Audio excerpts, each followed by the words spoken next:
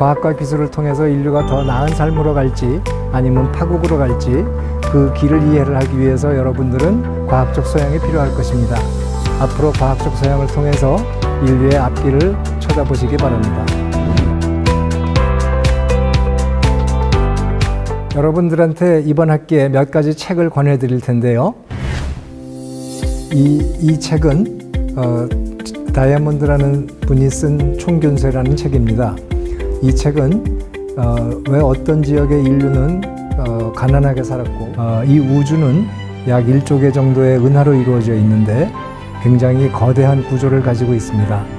그것을 점점 확대해서 쳐다보면 그물망 같은 우주의 은하의 구조에서부터 은하단이라는 것이 보이고 아리스토텔레스는 무거운 물체가 빨리 떨어진다고 하였습니다. 그렇지만 갈릴레이는 무거운 물체가 빨리 떨어지고 가벼운 물체가 천천히 떨어진다면 만약에 두 개를 묶으면 Galileo's experiment was simple. He took a heavy object and a light one. Cameras on, 2, 1, release.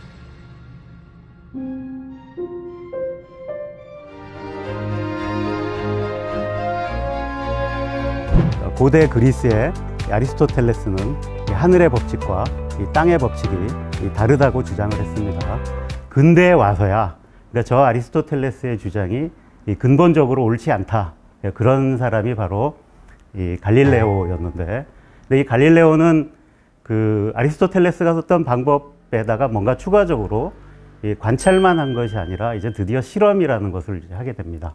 기존에 가지고 있던 그 생각, 그러니까 하늘의 법칙과 이 땅의 법칙이 다르다고 생각했는데 20세기에 넘어와서는 이 양자역학의 법칙이라는 또 새로운 이 법칙 체계를 이제 만들어냈는데 그 양자역학의 법칙이 바로 원자라고 하는 이 물질을 이루는 가장 기본 단위를 잘 이해할 수 있게 했고, 그거의 결과로서 어떻게 보면 가장 우리가 내세울 만한 과학자들이 이제 자랑스러워할 만한 것이 무엇이냐면 이 반도체라는 새로운 물질을 찾아냈다라는 거죠.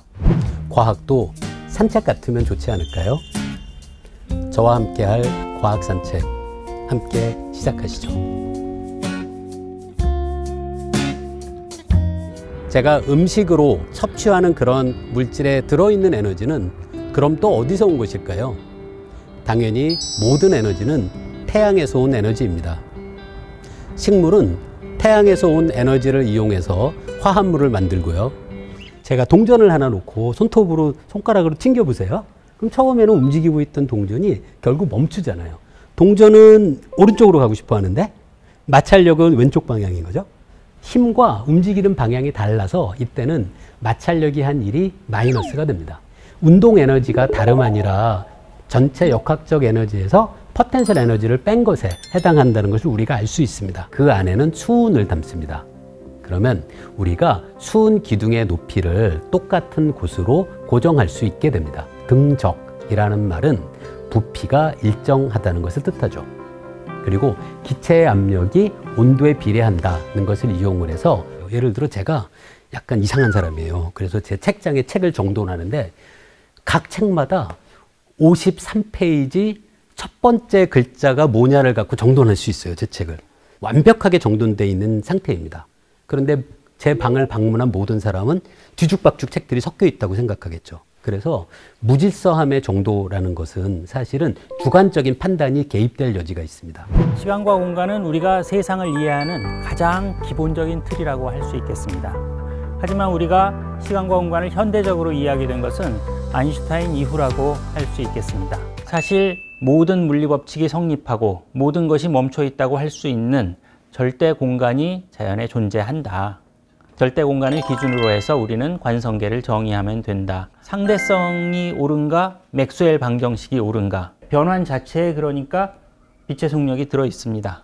빛의 속력은 절대적인 물리 법칙인 것이고, 상대성이라는 것은 관성계 사이의 관계의 문제라고 했어요. 수성의 궤도 자체가 한 바퀴를 공전하고 나서는 정확히 제자리로 돌아오는 것이 아니라 약간 빗나간 자리로 돌아와서 시공간 자체가 휘어져 있으니까 빛은 틀림없이 무거운 물체 옆에 가면은 반드시 휘어집니다.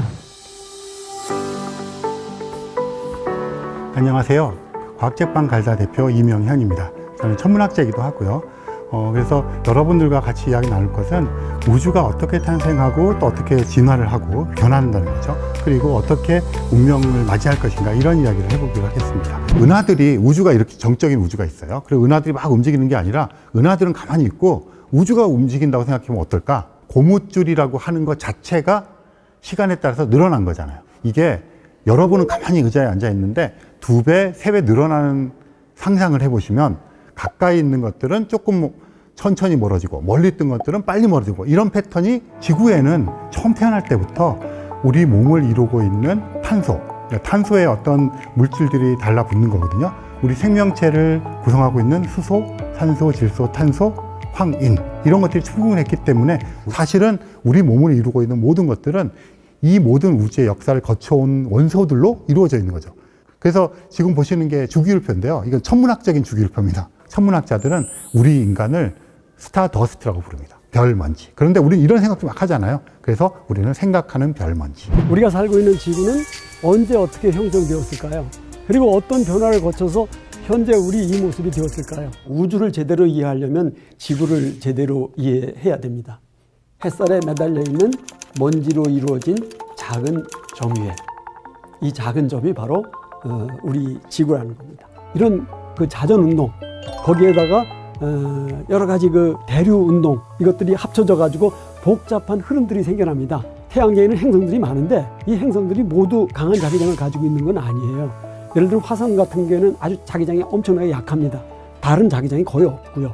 그동안 과학자들은 오랫동안 고생대 이후에 우리가 알고 있는 여러 가지 생명체들이 나타났다 그렇게 알고 있었거든요.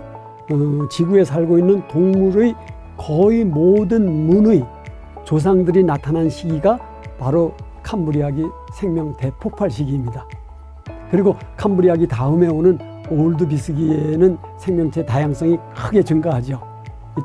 이때 이제 이끼류라든지 절지동물이 육상으로 진출하기도 하고요. 지금 기후라고 하는 거는 원래 지속이 돼야 돼요. 그런데 기후가 변화가 일어나고 있고 날씨는 이게 변화가 일어나야 되는데 지금 지속이 되고 있다라고 하는 게 지금 문제인 것입니다.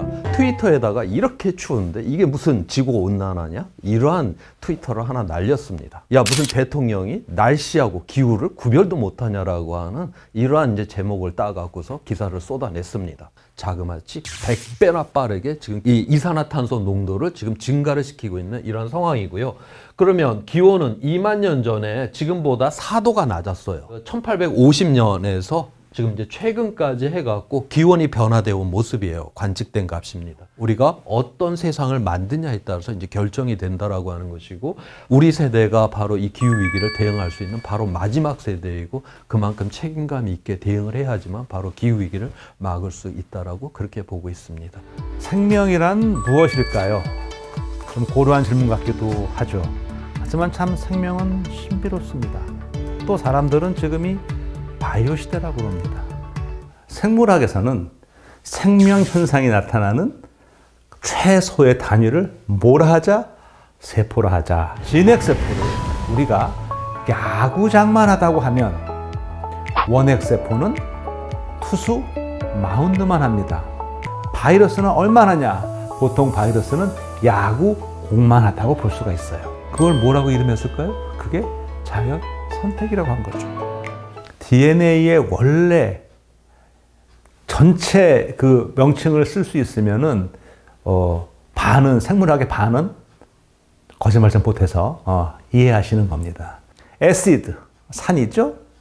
뉴클레이 핵 분자 생물학이 생명이라는 악보에 음표는 읽을 수 있게 해주었다.